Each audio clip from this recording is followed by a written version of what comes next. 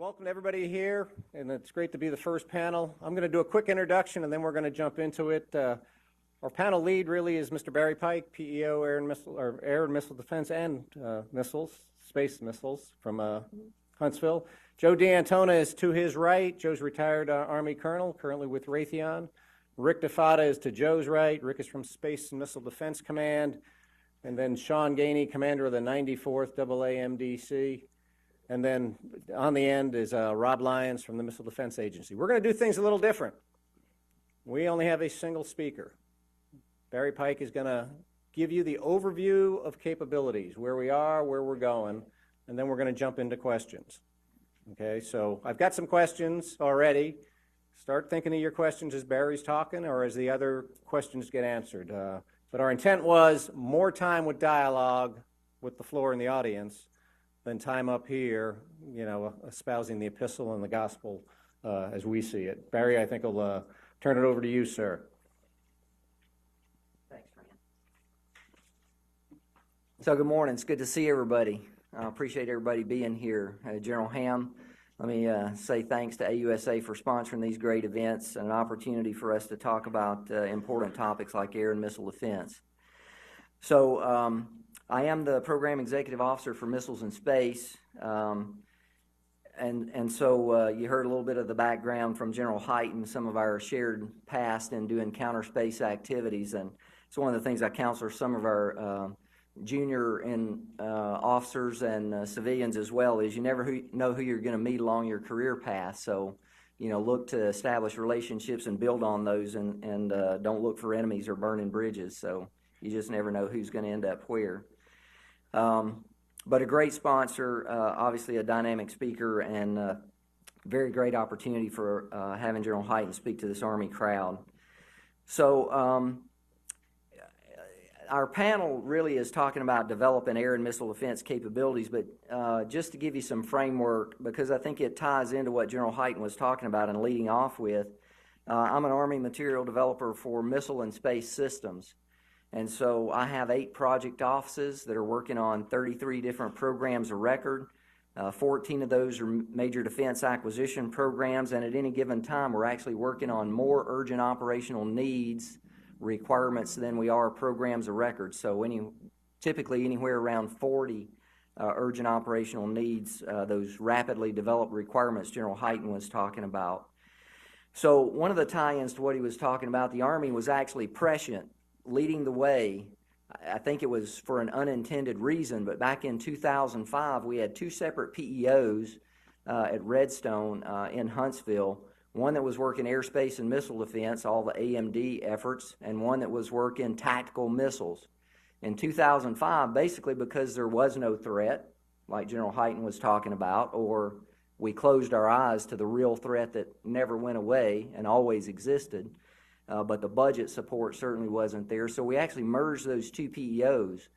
So although I came up on the air and missile defense side, when we merged those 2 PEOs, we gained all the close combat missile systems like Javelin and TOW, their launchers, all of the field artillery systems like Guided MLRS, ATACMS, their launchers, MLRS, HIMARS, and the aviation rockets and missiles like Hellfire, JAGM, the Hydra rockets, launchers that go on manned and unmanned platforms for air-to-ground munitions. So that's all, and then the big chunk, of course, that I also still do have is air and missile defense. So we have, we're supporting 550 active foreign military sales cases with 43 countries for over $45 billion. So I'll talk a little bit more in terms of budget, and I know we've got a panel later in the day that's going to talk about that multinational, international cooperation, very important business for us as we work capacity issues and partnership, building partner capacity. So I'll just lead in with a little bit of that. There was some discussion about the CFTs and the way the Army is looking at modernization in general. And so 2 of those 6 Army modernization priorities are, I'm either fully contributing to the Army or in large part contributing to the Army's modernization priorities in 2 of those big areas, long-range precision fires and air and missile defense. And so I think when, again, sort of tying back to General Hyten's comments about that offense-defense integration, when you look at the joint operations publications from the joint staff level, air and missile defense is inherently joint. It's increasingly multinational. So I think it's a very good thing for AUSA to pick up on those themes, to have our joint speakers, as well as to have some multinational discussions later in the day. So the Army, has these 6 priorities, and so just to talk to you a little bit about what priorities mean in terms of the Army. So when they say something is a priority, I'll give you just a little bit of data that says, what that means in my portfolio. And so with air and missile defense and long-range precision fires being 2 of those 6 priorities, we contribute to all 6, but predominantly those 2 areas. So I'll give you some data. My total portfolio, or the PEO Missiles and Space total portfolio investment in FY15 was $2.8 billion. In FY19, our budget request is $8.7 billion, so a little bit more than 3 times. When you look at just the air and missile defense portion of that, in FY15, our appropriated budget was about $1.5 billion. Our FY19 President's budget is $3.5 billion, a little bit more than double. So when the Army talks about establishing priorities and resourcing the priorities, I can tell you the commitment is there. The prioritization and the money is behind what the Army is putting forward. Now, a large portion of that increase over time is in procurement, the capacity piece that General Hyten was talking about. So in air and missile defense and long-range fires, we have 2 principal deficiencies or gaps: capability gaps and capacity gaps. So the Department of Defense as a whole took a lot of risk over the last 10, 15 years in capacity in particular. So our inventory levels became astonishingly low. A lot of that is in the process of being corrected, being ramped up. A lot of investment in ramping up our production rates to full capacity that our industrial partners can support, and then funding to those max capacities. Beyond that, as well, increasing our capacity. So a large part of that investment over time from 15 to 19 is in capacity increases. But our R&D budget continues to grow as well. And so that's where generally we're addressing modernization, true capability gaps, where you have to have programs to really get after next-gen capabilities.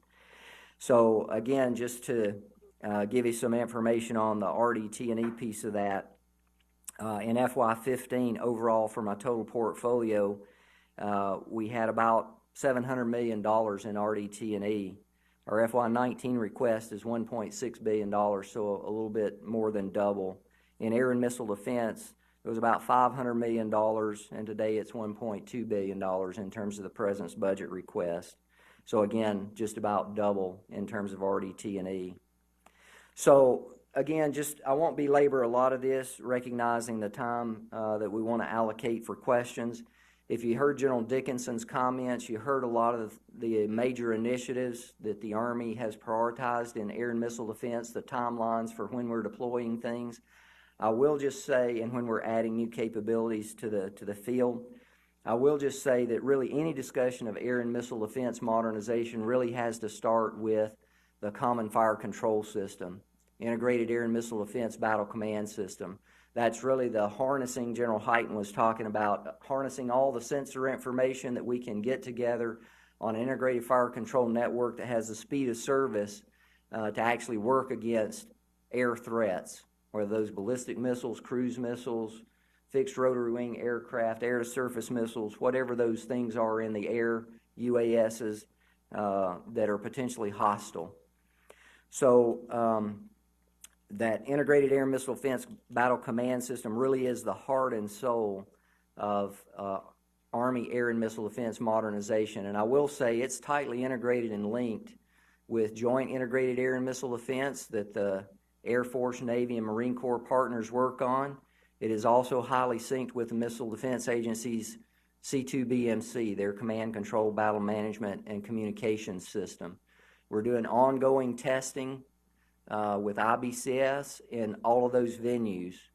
And so if you have questions about some of those recent test events we've done, I won't belabor those, but I will say that we have done a lot of that since the 2016 limited user test, where we had some deficiencies in software. We've made a lot of progress in correcting those deficiencies, demonstrating those with soldiers operating the system, repeating a portion of the LUT that we did back in 2016 to demonstrate that we've resolved those software issues. We've also done more recently, some live joint air operations with the Marine Corps and Navy. We have more of that planned for later this year with the Air Force and other partners. Again, as Gerald Dickinson pointed out, the initial operational capability of that is in FY22. That'll really bring our Patriot sensors, launchers, missiles, along with Sentinel radars, some other sensors, and the indirect fire protection capability all together in one integrated architecture. So really I sort of started out with that middle lane there, talking about the common fire control and shooters. Indirect fire protection capability to be able to protect fixed and semi-fixed sites against cruise missiles and UASs. At the initial capability, the initial missile for the IFPC system is AIM-9X. There is a second missile that is called EMAM, the Enhanced Mission Area Missile. And so the second missile, we should have money once we get the full FY18 appropriation to get that effort started up, to get that second missile inserted into the IFPC system, the multi-mission launcher, in 2023. On the sensor front, as General Hyten was talking about, sensors are key and important. I do agree as an Army person with everything he said about the space-based sensors. As a matter of fact, that's one of the things I continue to talk to our Army folks about is don't try to levy so many requirements on this one ground-based sensor that it makes it unaffordable, unachievable, and never attainable on any schedule or funding profile. So we're trying to balance that. I mean, ground-based sensors are great, and we certainly need them for local defense. When you get to some of the more complex integrated attacks, really you need assistance from outside ground-based sensors. So the lower tier air and missile defense sensor is that General Dickinson spoke of is that integrated air missile defense battle command system to work in the lower tier of the airspace. Essentially will eventually replace the Patriot radars in the IBCS architecture. The Army's added $382 million to that program to accelerate it. We're working closely with our industry partners to see just how fast that additional funding will take us. On Sentinel, we're doing some modernization there for an A4 configuration of Sentinel to upgrade the antenna array to AUSA technology, and so that's on track to field in the mid-20s. We have some other low-cost portable surveillance sensors I won't talk too much about, but those have been in development in MRDEC and Science and Technology. We are doing experimentation current day with that sensor and IBCS. One of the big focus areas, obviously, and one of the big capability gaps for the Army is in maneuver short-range air defense. So what is out there protecting our forward line of troops, the maneuver force of the Army? A huge gap that the Army's recognized. General Dickinson spoke about the Stinger Manpad teams that the Army's already deployed, the Avenger battalions we're going back to stand up for Europe as a part of the European Deterrence Initiative. All of that is on track. But then something on a survivable combat platform like a Stryker to be able to move out with a maneuver force and protect those maneuver forces. That is the Maneuver Short-Range Air Defense Program. So we are initiating that program now, again, sort of as soon as we get FY18 money. There was a mark from one of the committees. So obviously we don't have enough money to really move as fast. It's one of the things General Hyten talked about. We really need money, to be able to move fast. We need predictable, not just funding levels, but timing. Timing is very important.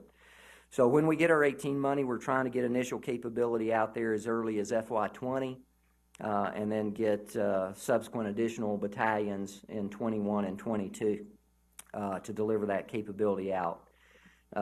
Counter UAS, counter rocket artillery and mortar systems, General Hyten spoke some about that.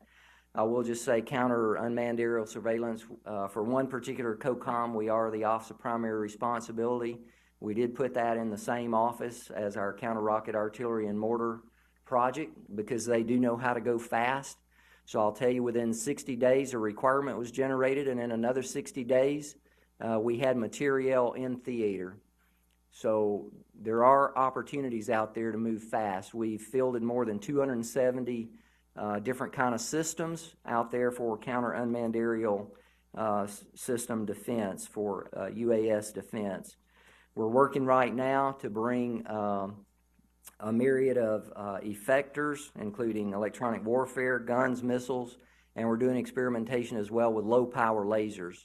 So you'll hear some about some high-energy lasers, from our panel. We're actually going to get some things out there, hopefully, in a very short time frame to allow us to do operational experimentation with low-power lasers in the battle space.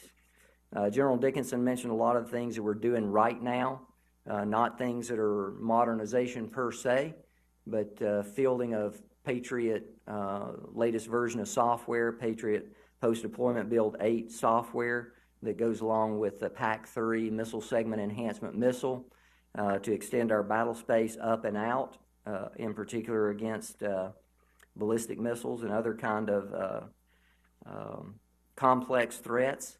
And so those two have been through their initial operational test and evaluation. We just wrapped that up in March. Within the next month or so, we should be able to get our full rate production decision on PAC-3 MSE. That is one where we're maximizing the capacity of our industrial partners to produce as many PAC-3s as possible, not just for us, but for our international partners, and we're looking to expand the production capacity there.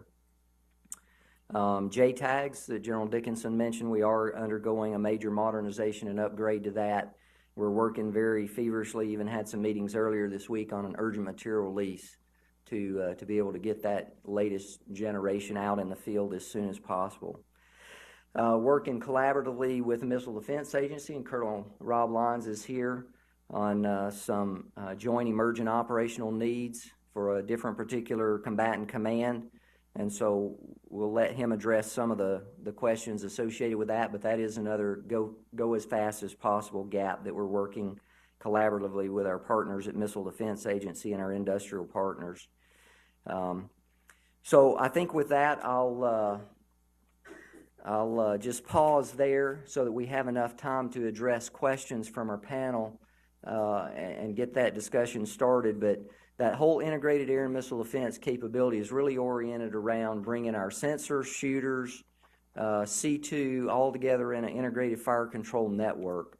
And so what you see there are a bunch of lines of effort associated with the sensor modernization, the shooter modernization, all oriented around and tied to the integrated fire control system of IBCS. So with that, I'll turn it back over to General Mahon. I appreciate your participation today. Thanks.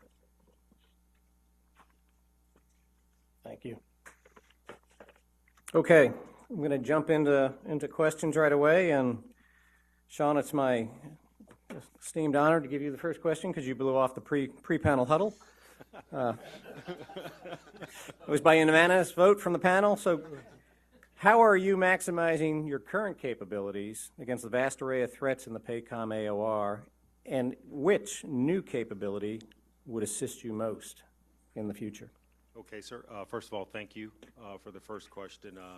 I think it's important to really set the baseline for this panel with what are we doing currently with our systems in the AOR, and me as a 94th AAMDC commander, and how am I executing and what will I need in the future would really set the table for the rest of the panel.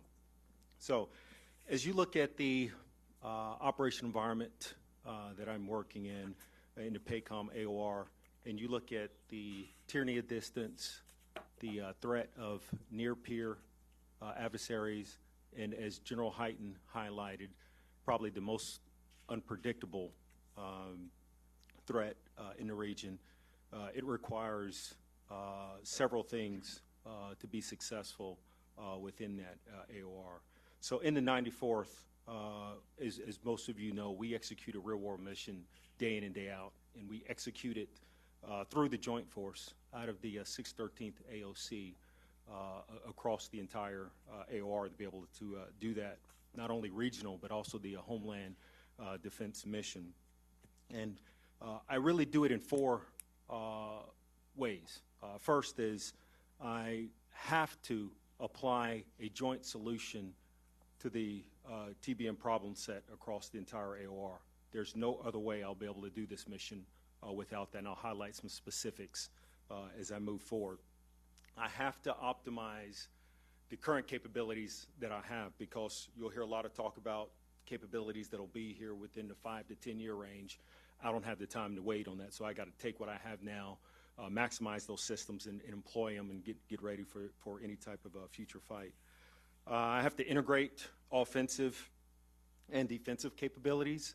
That comes through my attack ops cell, leveraging the JFAC that I work with inside of the 613th AOC, and also leverage the multi-domain task force concept that USRPAC is leading the effort for, that many of you have heard General Brown talk about, and I'll highlight that a little bit also.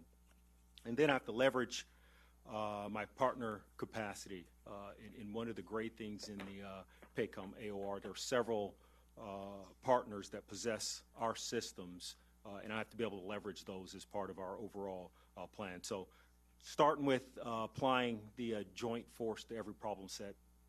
The great thing about me in my command is we're integrated day in and day out. I live inside of the PACAF headquarters, and about 55 of my personnel work day in and day out inside of the 613th AOC, integrated with the ADSI slash JFAC. So that gives me a step ahead right off the bat. And I have a ADSI, General Shaughnessy, who really understands his role as an ADSI and really leveraged me as his Deputy Area Air Defense Commander. So he relies on me through the JTAMD, Joint Theater Air Missile Defense Board process to execute the Area Air Defense mission on a joint spectrum. So, every time we execute an exercise, or just day in and day out real-world missions, we pull together our JTAMD team, which includes the JFAC, JFLIC, JFMIC, and everybody that supports the Integrated Air and Missile Defense Mission. And through that process, we apply, whether it's Aegis BMD ship, whether it's a defensive counter-air mission against a cruise missile threat, the joint force to every problem set that we have. So, and the great thing about it, we just don't apportion assets. By fighting out of the 613th AOC and being integrated across the theater, we're able to leverage things like Army assets with Navy assets, TP-2 radar, Q&A Aegis ship. So we're able to leverage the entire joint force. Optimizing current systems, as you've heard, we're PDB-8 completed in 35th ADA Brigade and almost complete in 1-1 ADA. So the latest and greatest technology. And then, we as a force have to demand the latest and greatest interceptors to go along with those upgraded systems. So we bring the latest MSC missiles, several of them out into our AOR, and that goes into advocating for all the current capabilities that are out there through JUONs and ONs to help us get whatever's out there, whatever's emerging capability to be able to employ it and put it into play. Also, our own Army systems, THAAD, Patriot, working to ensure that those systems are integrated, and currently we're ongoing work with industry and within the Army to maximize the capabilities between those two systems and maximize the effects that those two systems can have on the battle space, on the battlefield. And then finally, integrating the offensive and defensive capabilities. Through that, I have one of the pillars, as we all know, is the attack ops portion, and my attack ops cell within my command does a phenomenal job of integrating with not only the JFAC but also the BCD within the 613th AOC in order to be able to maximize effects so that it's not only our defensive fight, but we're taking the fight to the adversary also. You heard me highlight a little bit of the multi-domain task force as part of the integrating offensive and defensive capabilities. During our last exercise, we essentially presented USAPAC with some of our assets, a multi-domain concept that was integrated into the exercise that demonstrated offensive and defensive capabilities across multiple platforms.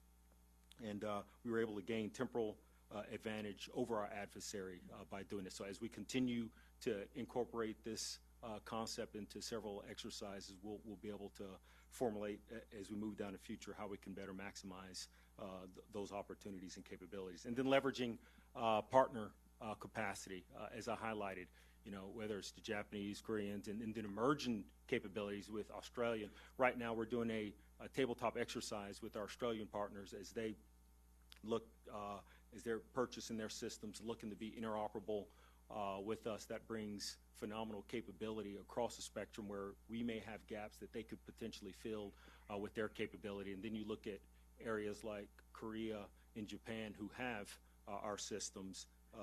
It's utilizing them into the overall defense design is critical. And then that leads into the next part of the question, which is the what do I need moving forward and staying on partner capacity.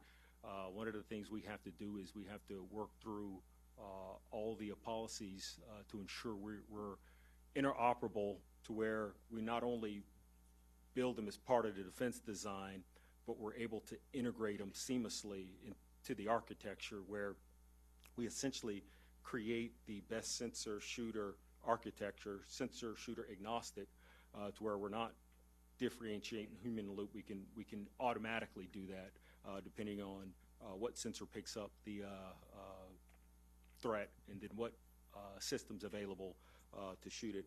But with the challenge of capability and capacity that I highlighted earlier, a lot has been said what we need in the future over the next 10 years.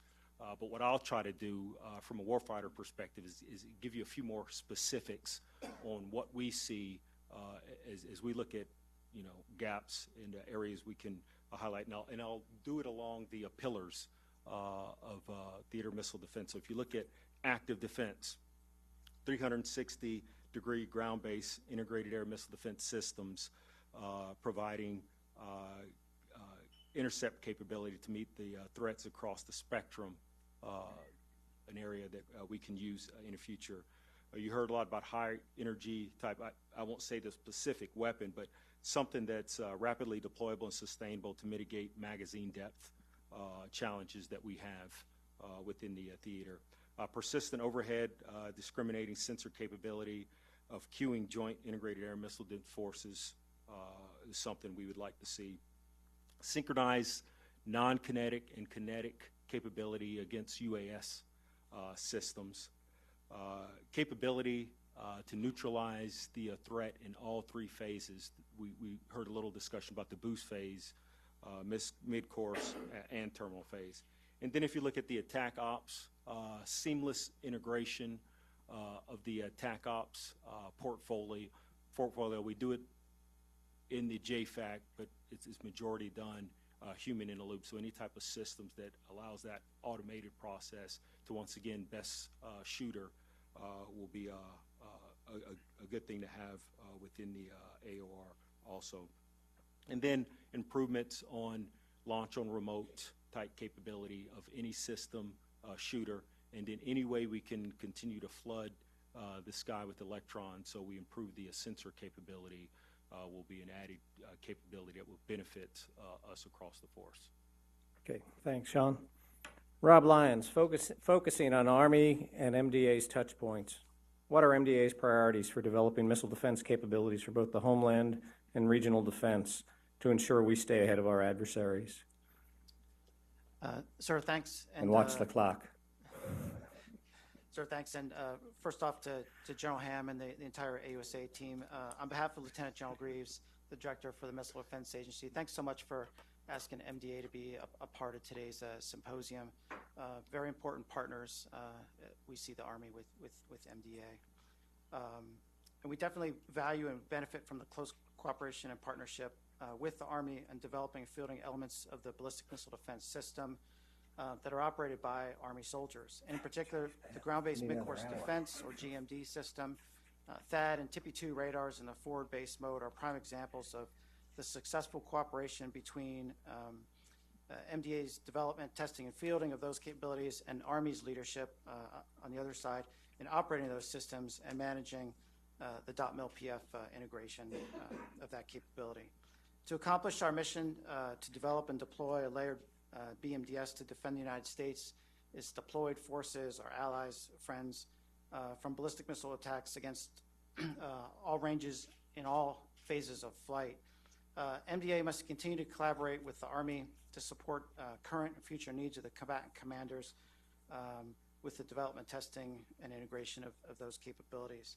So to do that, the Director, MDA, has laid out 3 agency priorities to support the broader defense strategy and to guide the execution of our development activities. And those are increased reliability, enhanced engagement capability and capacity, and addressing the advanced threat. So if you recall General Hyten's priorities of improving sensors, more reliable and advanced kill vehicles and capacity, those are nested tightly within the STRATCOM commander's priorities, which is a good thing because that's where STRATCOM integrates the combatant command and the service requirements and provides those to MDA in the form of a prioritized capability list, which guides our development. So just quickly walking through those 3 priorities and some of the touch points that we're working with the Army. So in terms of increasing system reliability to build warfighter confidence, there's a couple ways we do that. One is with testing. That's both hardware in the loop, ground tests, and flight tests. Some of the recent examples General Dickinson pointed out in his earlier remarks with FTG-15, the first ICBM intercept for the GMD system. And then we had 2 very successful THAAD flight tests this past July in Kodiak, Alaska. The first intercept against an IRBM, and then at the end of July, an experimental test, FETO-1, to collect data on a target with some enhanced countermeasures. And that one also proved to be a successful intercept. So the second way to build warfighter confidence is through reliability of the elements themselves. One example of critical part of how NORTHCOM determines and then how the Army GMD operators from the 100th Missile Defense Brigade execute SHOT doctrine to defeat the threats is part of that calculus is the reliability of the interceptors. So recognizing this, MDA is developing a redesigned kill vehicle to address the evolving threat and improve kill vehicle reliability. So the design and development of that RKV, we use kind of an open architecture, common interfaces and standards, which make upgrades easier, broadens the vendor and supply base. Therefore, it makes it more reliable, producible, testable, and cost-effective. So the first controlled test flight is of the RKV is in FY20, and then there's intercept flight tests in 20 and 20. I'm sorry, 21 and 22. So 22 is kind of the first RKVs you'll see in service. The other way we build reliability to enhance warfighter confidence is through our cyber testing. I know that's kind of a hot topic across all warfighting functions. So MDA recognizes that. So in addition to our cybersecurity technical standards, assessing supply chain, and looking at external threats and insider threats, this year MDA executed kind of our first in collaboration with OSD, DOT&E, our cybersecurity vulnerability and penetration assessment on BMD systems. We started those with the TPY-2s, and next month we're going to progress and do those assessments and adversarial assessments on THAAD. Our second priority, increasing engagement, capability, and capacity. We're expanding the number of fielded interceptors, building out ground to space architecture with the aim of capturing birth to death tracking. We're improving discrimination and integration, leveraging international partnerships, for affordability and interoperability. And then obviously we're working closely with the services and commands to integrate all those. A couple quick touch points. First, on the capacity side, as y'all know, so we have 44 GBIs in place now between Vandenberg and Fort Greely, Alaska. In this year, in 2018, MDA is initiating the GMD portion of the department's Missile Defeat and Defense Enhancement, or MDD, initiative, which will expand the capacity of the GBI fleet to 64 by the end of 2023. Another capability increase we're doing was with the THAAD interceptors. So as also part of that MDDE budget amendment, there was an inclusion of 50 additional THAAD interceptors, enabling MDA to continue to increase the Army's strategic reserve of THAAD interceptors. So by the end of FY18, MDA will have delivered 205 interceptors. Switching over to kind of some of the capability enhancements, one of the most significant ones from the GMD perspective is the 2 to 3 stage selectable booster.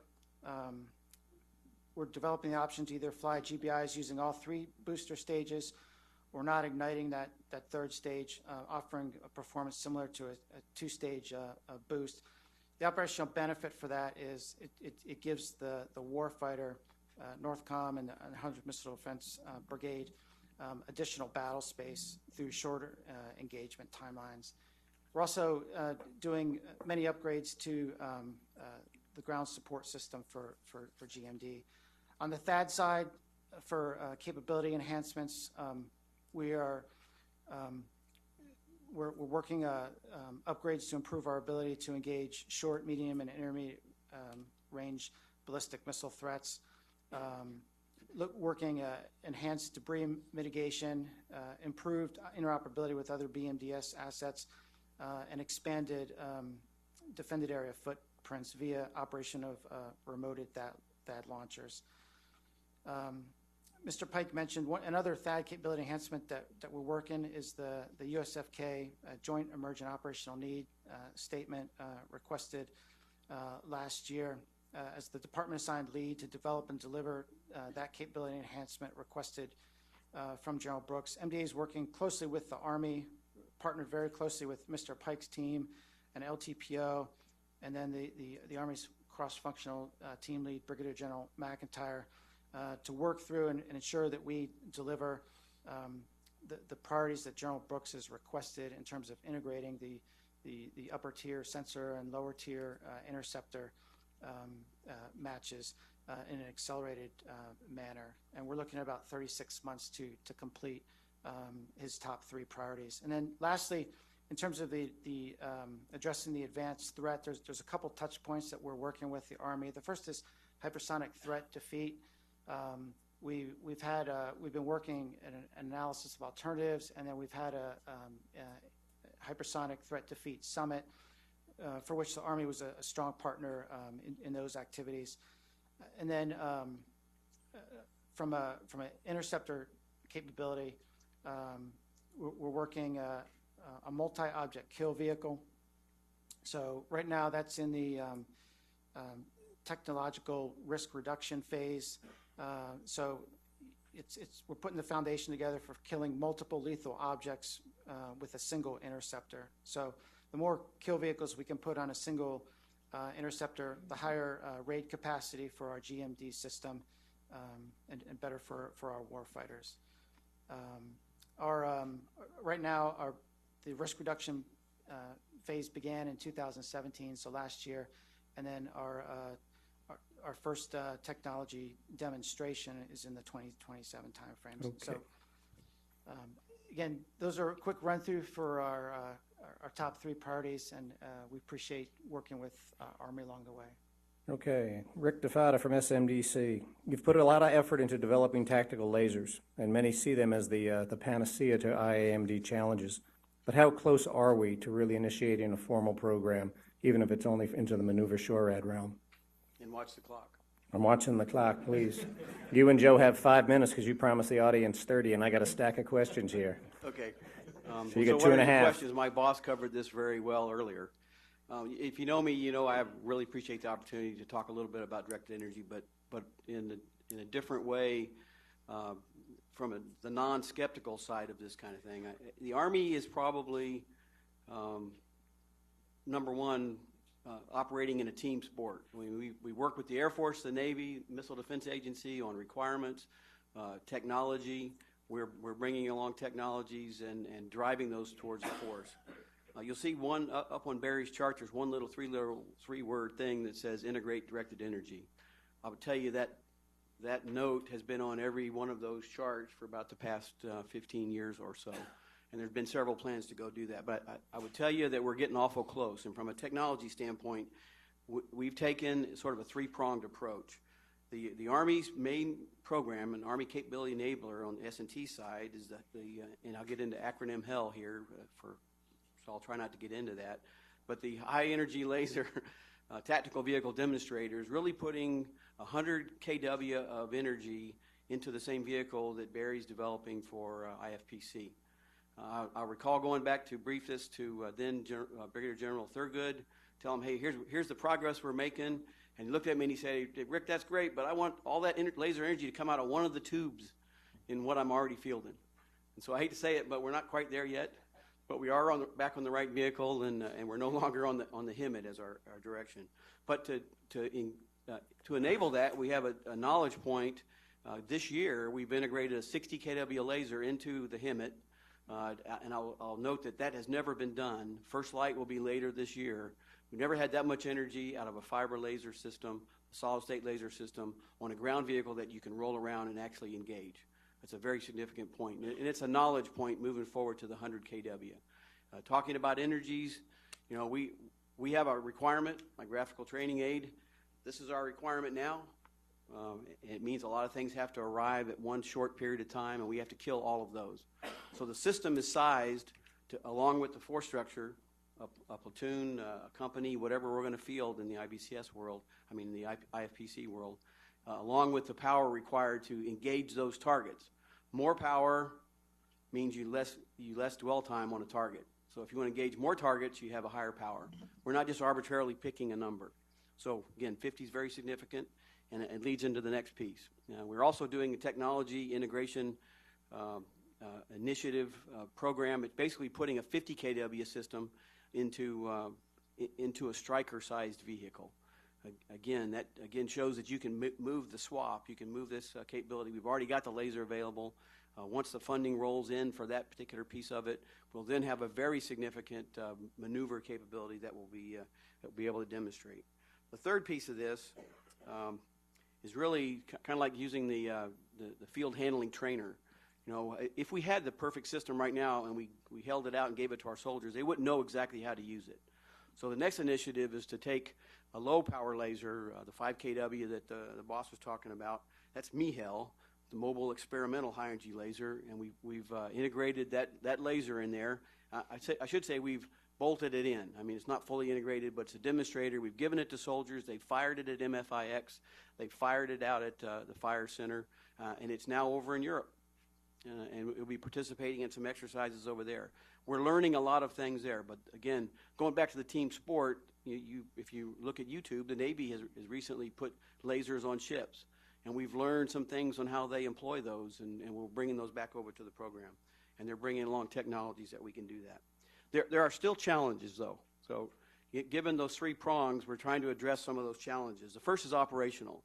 All the naysayers from 5, 10, 15 years ago say, well, you can't, in a 100-mile-an-hour sandstorm, you can't shoot a laser. Well, that's true, but what are you shooting at in a 100-mile-an-hour sandstorm? We're trying to address those concerns. I would tell you we've had to go off and shoot in the rain because people say you can't kill things with a laser in the rain. But guess what? You can kill things with a laser in the rain. If you can see it, you can kill it, and you can have an effect on it. You're going to degrade the effect. Again, the more power you have, the better that effect will create. So again, twice as much power, you can have about twice the capability in a degraded atmosphere. So weather TTPs, we give it to our soldiers so they can try it out, integrate it into a formation. Ask us questions, because the next thing we're building is a full dot mil PFP to go along with just giving a laser, even though that's there. There's still technology issues. I mean, we have a laser source. 100 kW is very significant. We'd like to have a couple sources that are available from a couple manufacturers. I think we're walking down that path right now. That way we have other specific applications that we can address with different technologies. Swap. The Army has the most difficult problem because we have in the Marine Corps. We have small vehicles that we're trying to put the same thing in that you would put into a large aircraft or put into a ship or something like that. So swap is very important. We're seeing the laser itself, the engine, get down to the point where perhaps that's the line replaceable unit. In the old days, that was some big piece of the laser, and you had to tear it open, and you got exposure to sand and dust and atmosphere. Well, what if all we have to do now is just replace the laser, and that becomes the smallest piece? That's kind of where we're tracking with these fiber optic lasers that are totally modular. Target acquisition and track is extremely important. With a laser system, you need either a really, really good radar system and an okay optical system, because you got to do aim point, or you need a really, really good optical system, or you do the system engineering to get halfway between those. Lethality is important. A lot of the naysayers say, well, there's all these sorts of countermeasures out there. We have a full-up countermeasure program that demonstrates lethality against all of these different targets that we're going against. But you got to know what the aim point needs to be. There's maybe blowing up the gas tank on a UAV isn't the best approach. Perhaps it's cutting off one of the struts, makes the thing die. Against a very, very small target, these little drones that we're worried about dropping bombs and things like that, laser may be the only thing that we have to engage it in a short period of time. So lethality is extremely important. And then finally, there still are manufacturing issues. It's good to say that we can build one now and we can demonstrate one now. The industrial base for gimbaled optical systems, it exists out there, but it hasn't been applied necessarily to the laser type system. So again, things like diodes, these are diode pumped systems. We need U.S. manufacturers that build diodes so we can pump these things and the optics that go along with it. So again, to address it, three prongs, three approaches now, going from the bottom end of giving a soldier a low-powered laser to see what happens when they can do that, all the way to a very step-by-step process that allows us to get to the 100 kW or high energy laser levels that will be very operationally effective. Okay, thanks, Rick. And finally, Joe, Secretary of Defense Mattis speaks to how the need to deliver capability at the speed of relevance is essential today. What is industry doing, or what can industry do to meet that objective? So this is a great reminder of what our combatant commanders are really challenging our military leaders, our civilian leaders, and frankly the defense industry to help them with. Because on one hand, we want to ensure that we've got the disciplined approach to acquiring the best capabilities that we can possibly deliver to our soldiers. But on the other hand, we have to recognize the fact that our adversaries are spinning out capabilities very fast, and they are incrementally increasing the gap that we've all recognized exists. So how do we preserve the process that we're using to deliver these 21st century capabilities, but not at the risk of the near-term possibility that our warfighters are going to go to battle in the near term? And there's a couple of things I think that are working very well. I think the SCO and the RCO that the Army has stood up are organizations that are challenging industry to find those spin-out solutions. I think the multi-domain battle theme that industry has embraced and taking existing capabilities and determining how we might be able to expand those existing capabilities to help a combatant commander in the multi-domain solution are things that we're doing well. I'm particularly excited with the Modernization Command and the CFTs. Here's an organization that, as it stands up, will be empowered to take that prudent risk that we've talked about that is needed in order to spin out capabilities to the warfighter in a way that is not reckless to the organization. The last thing that I would offer to the group here is that we're not the only ones in this situation. as I travel around the world, meeting with our combatant commanders wearing the U.S. uniform, but also meeting with our international partners, we have an international community who also is trying to move it at the speed of relevance. There are theaters that are waking up after decades of a peace dividend and realizing that they're behind the power curve. There's other theaters that every night they go to bed thinking tomorrow could be the day that war starts. And there's other theaters that have been at war as long as we have, and in fact are engaged with the enemy today in that air and missile defense portfolio that we're talking about. Every one of them is a potential partner and a potential investor in real-time, near-term capabilities that we can all benefit from. I think that there's an audience out there that we really haven't completely embraced, that if we locked arms with, like we are in fighting wars, but if we could lock arms with them in the development of capabilities, we can push this noodle a lot faster and a lot further than we are doing by ourselves the way we currently are organized. Okay. Thanks. Okay, from the floor, and I'll just throw this one up, Barry, it's probably more to you. IBCS, it is key to integrated air and missile defense as we go forward in the future. Current IOC is FY22. Recent success on the test make one ask, could we accelerate it? Is it only a matter of money, or is there a technology challenge? So it's a great question. So let me talk a little bit about what needs to be done between now and initial operational capability. And so what we've demonstrated so far is the integration of IBCS with Patriot Post-Deployment Bill version 7 software. That is the software that existed at the time we were going through the test program. Obviously, you've just heard even me talk about we've already begun to fill the latest version of Patriot software, which is Post-Deployment Bill version 8. So obviously the combatant commanders, need the additional capability. There are some unique capabilities in that latest version of Patriot software that we want to be able to take advantage of inside of IBCS. So integrating the latest version of the Patriot software, the latest version of the Sentinel software, because we continue to make improvements over time in that software. We also are still operating off of the original hardware that we bought sort of back in the 2010 timeframe when we started the engineering, manufacturing, development program. So all of our servers, routers, switches, all those kind of things are in intensive need of upgrading.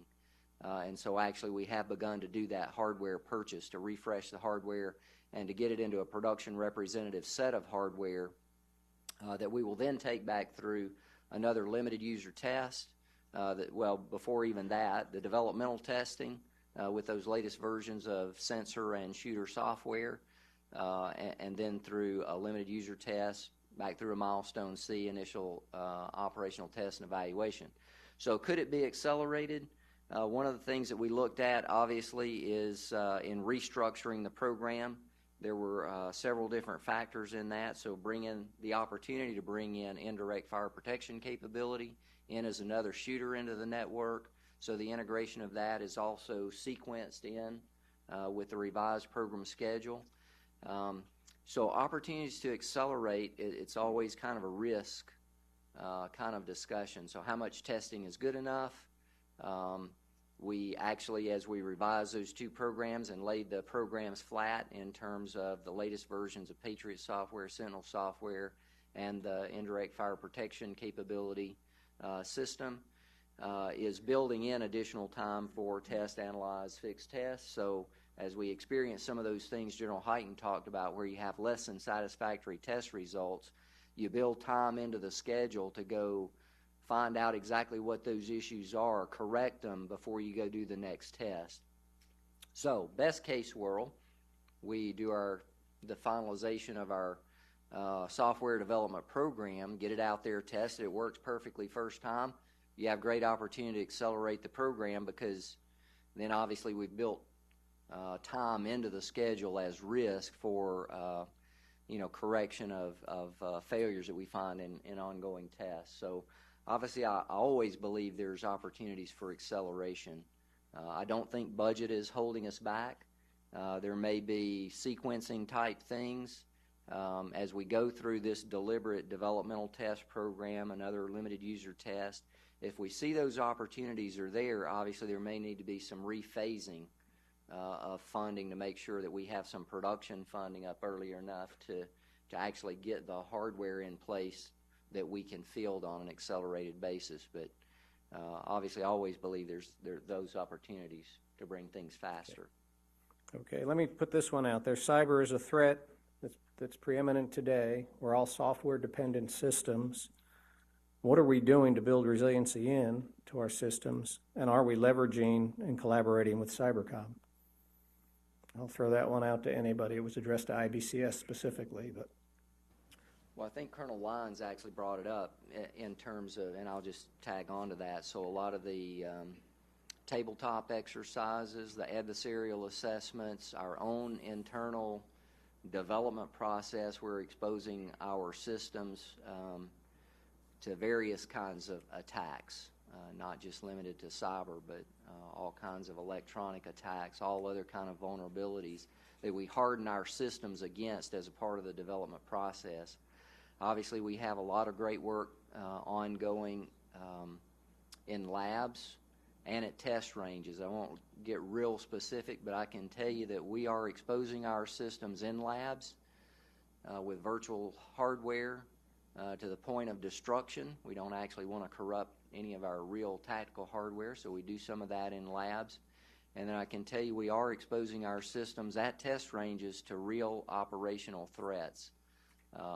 All of the things that you mentioned that would be potential vulnerabilities or access points to our systems. So I can tell you we're paying attention to it. We are investing in it. Congress is supporting that investment. We received several congressional ads over a period of time to be able to get after that. A system like Integrated Air and Missile Defense Battle Command System, you want to be able to do that integration that General Hyten talked about, not just from a defensive posture, but ultimately from an offense and defense posture to enable our combatant commanders with additional capability. Every time you broaden the scope of what's included in that span of control, you have to make sure that we're doing the right things to harden our systems. So I won't get real specific. I will just tell you, though, that we are making the investments and we are exposing our systems to those kind of threats. We're learning as we go. I'll just tell you that it's a statement of the obvious, but we're in a cyber war now. I mean, every day. I mean, this should not be a surprise to anybody. This is an ongoing conflict, has been for quite a while, and so it behooves all of us to make sure that we're doing the right things for our systems. I'll leave it to any other panel members. Just as a comment from a warfighter perspective, I tell you, we've taken the lead. General Dickinson has talked about it a bit, setting up, picking up warfighter ownership of these systems and making sure we partner with the PEO and with MDA so that, not just the technical side of cyber, but also the user side of it. I mean, the most obvious cyber attack is an insider attack. A guy forgets his badge and makes it into the area. So we're pushing hard in those areas and partnering with our cyber, standing up cyber protection teams to support all of our very important systems. With respect to cruise missile and cruise missile defeat, can somebody give us an update on our initiatives specific to that threat set, be it sensor, be it interceptor? So again, the indirect, I didn't do great job explaining, but the indirect fire protection capability, really the first block is prioritized around cruise missile defense and counter UAS defense, really some of the larger UASs. I mean, the current things we're doing in counter UAS are against some of the really small commercial off-the-shelf type systems. So the indirect fire protection capability system, its initial block of capability really is to do, as opposed to having Patriot be the single solution for every particular threat that we see out there, we really need some additional effectors on the battlefield. So indirect fire protection capability with the initial AIM-9X missile is that initial cruise missile defense capability at less than and lower than Patriot costs and to be more widely proliferated than Patriot. The insertion of directed energy technologies over time, I think, play in that realm as well. both in maneuver SHORAD as well as in, as Rick mentioned, in indirect fire protection capability. So we're tightly linked with General Dickinson's organization, with Rick and the technology developers, Tom Weber, Kip Kendrick, all the rest of the team at SMDC that are really pushing the directed energy, the high energy laser path forward. I will just say there are other directed energy kind of technologies out there as well, you know, that obviously are of interest over time. So really on the sensor suite, I would say the big thing there is some of the software upgrades that I talked about that we do over time for our current fleet of sensors.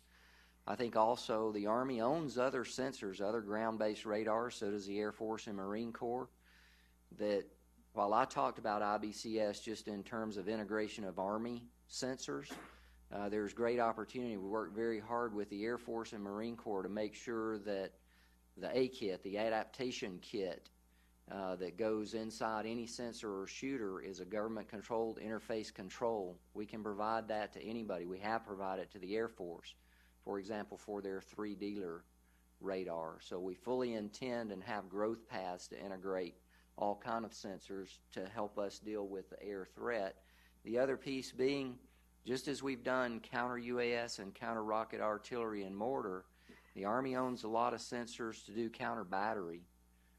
Q-53 counter target acquisition radars, lightweight counter mortar radars.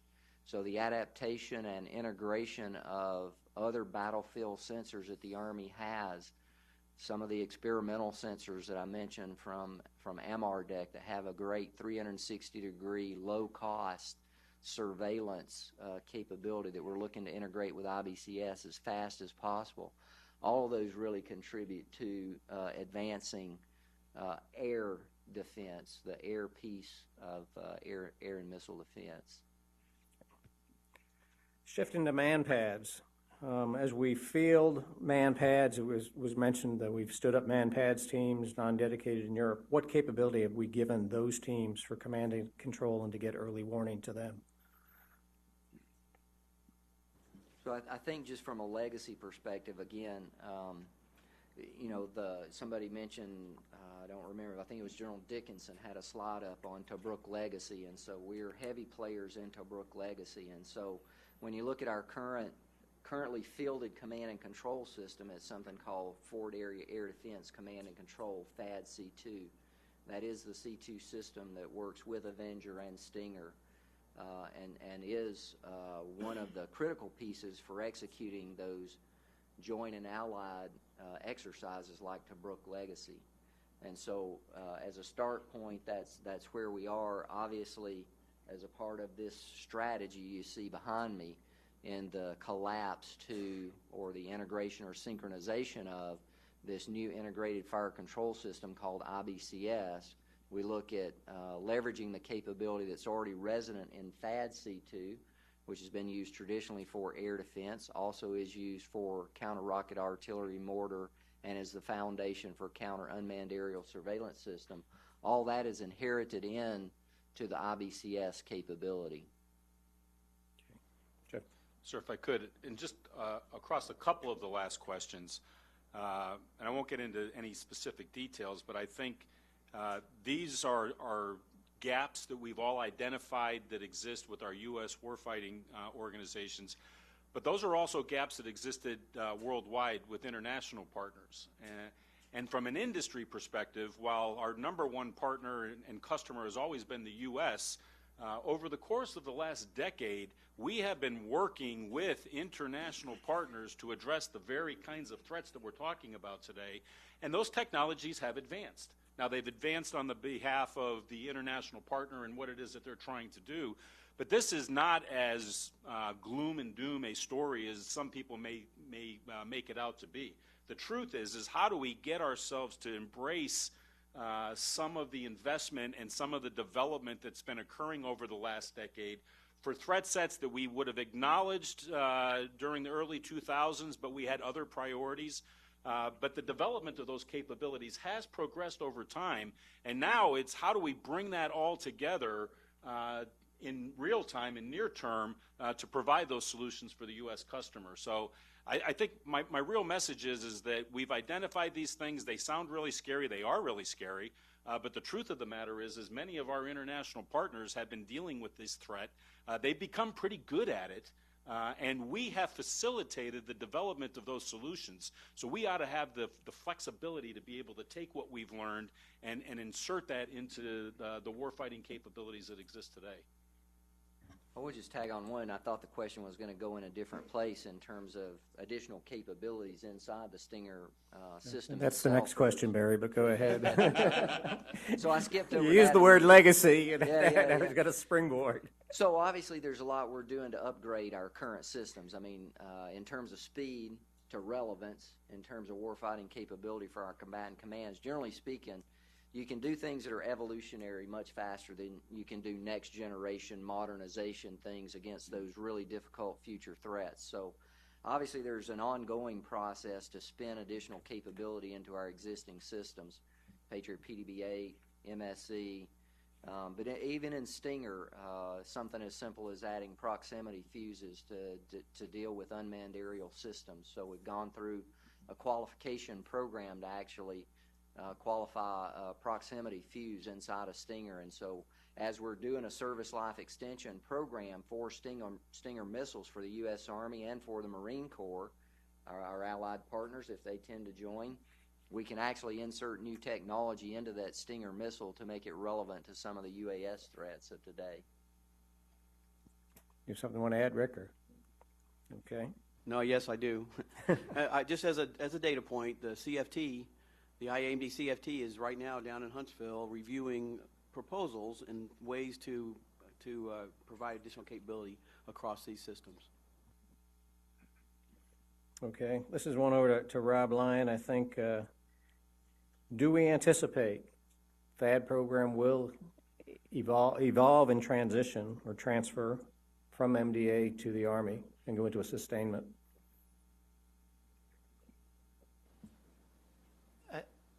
So we've been discussing this for several years between the Army and MDA. There's congressional language out there in the 2018 NDAA that indicates programs that have reached a milestone C or milestone C equivalent, because MDA doesn't operate by JCID's definitions, that we'll transfer. Those discussions are ongoing at this point, and so not only with the Army, but we're also working through those same transition and transfer discussions with the Navy for those systems, particularly the SM-3 Block 1B that has entered full production.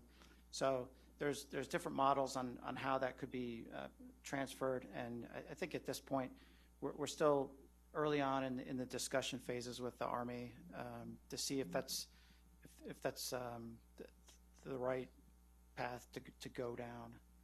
So. Okay. Mr. DeFatta, are we actively leveraging academic institutions as we work with directed energy? Any formal programs, or is it all informal? Well, in that industry and the academic institutions that specialize in directed energy are integrated into our joint process, the answer is yes. And we also actively pursue through our BAAs and other things new technologies. On the academic side, it's generally new technologies. What's the next laser that we should be developing? What's the next capability, as opposed to trying to weaponize the current technology where we are right now. So I would say it's more informal than formal, but we do have direct interaction with all of the houses that do this stuff for a living. Okay. With respect to our NATO partners and NATO initiatives, as the Army moves forward with its modernization, how are we envision bringing the allies along? So that's a great question. I'll take a stab at it. So obviously inside Europe, as others were referring to, they've been dealing in an environment now where they are concerned about some of the threats they're faced with. And so obviously the foreign military sales, there's a lot of emphasis and initiative in that arena. A number of NATO countries that are looking to buy IBCS, Patriot, a lot of our short-range systems, and a lot of our strike systems as well, our offensive systems. So I think there's great opportunity there in the NATO community to partner with our current systems, and then even some of our forward-looking systems. So we should have. I think most of you have probably seen a lot of the press releases on the pace of progress that we're making with Poland in terms of integrated air and missile defense battle command system and Patriot. There are a number of other countries that are interested in those integrated type capabilities. So just from the strict foreign military sales perspective, there's great opportunity there. And then the joint exercises, I think, that we mentioned earlier, really flexing. I tell you, the 10th AAMDC, Greg Brady, I've seen him here earlier. He's at headquarters DA now. But he really led the way, I think, in reinvigorating a lot of the operational experimentation with our European partners.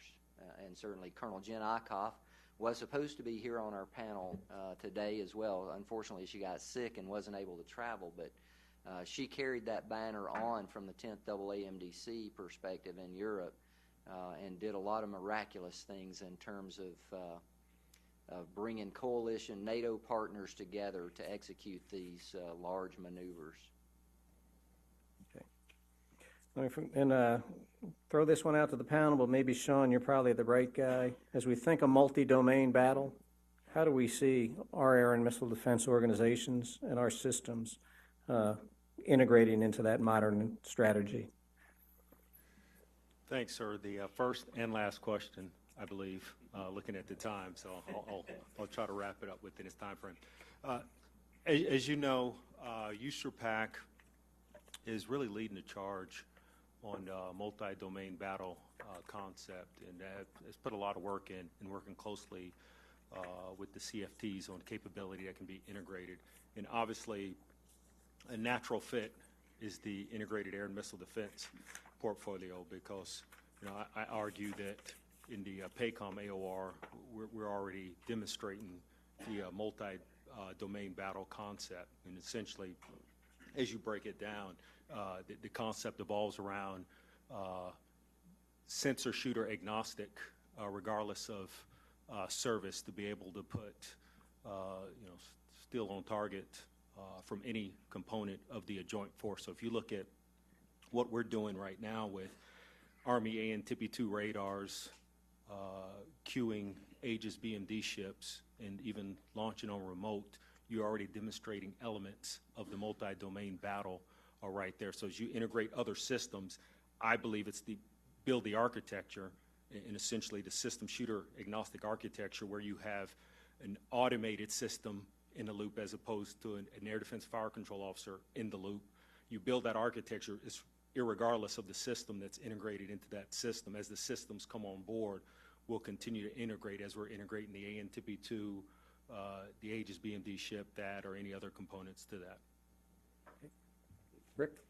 I have to add at this point, we are very heavily vested in the PACOM multi-domain battle experiment and across the Army. And one of the things that the Army is doing now is formally recognizing the special capabilities, and it's the opportunity to talk a little bit about space, but we're creating actually an organization that integrates. It's called an IQs battalion. It includes intel, cyber, electronic warfare, and space in a single organization, recognizing that all of those equities are integrated in the current battle, not so well. In the future battle, has to be there. The first fire may not be anything that's kinetic. And so this experiment is really important to bring in space capabilities along with the other integrated electronic warfare and those kinds of things to an experiment, and that may go across the Army. Okay. And I got one question left. Barry, you're probably the guy, and if you can't answer it, I will. Okay. In the FY18 plus up that the Army got of approximately $6.5 billion, what portion of it went to air and missile defense? I don't know if I can break it down that far. I know as far as the enhanced budget, there was an additional $1.3 billion that was added into my portfolio. Out of that $1.3 billion, I don't remember exactly how much would have been air and missile defense. A lot of that, was for increased capacity, additional shooters, additional strike options. There was some in there for air and missile defense, but I don't have the lower level. But it wasn't enough, right? Say again. It wasn't enough. Yeah, yeah. So we'll just say, before we wrap up, now that we got 7 seconds, I'd be remiss. Colonel DeFatta brought it up, Rick DeFatta brought it up, now SES DeFatta, but so I'm not insulted. Yeah, so General Thurgood is back from Afghanistan. We're glad to have him back. So great partner now at Missile Defense Agency, back from a forward location, and we're very glad that he's back with us safe and sound, and appreciate the work that you did while you were gone supporting our soldiers and staying in close contact back with all the folks here. Glad to have you back. Sure. Turn it back over to you, General Ham. Thank you very much.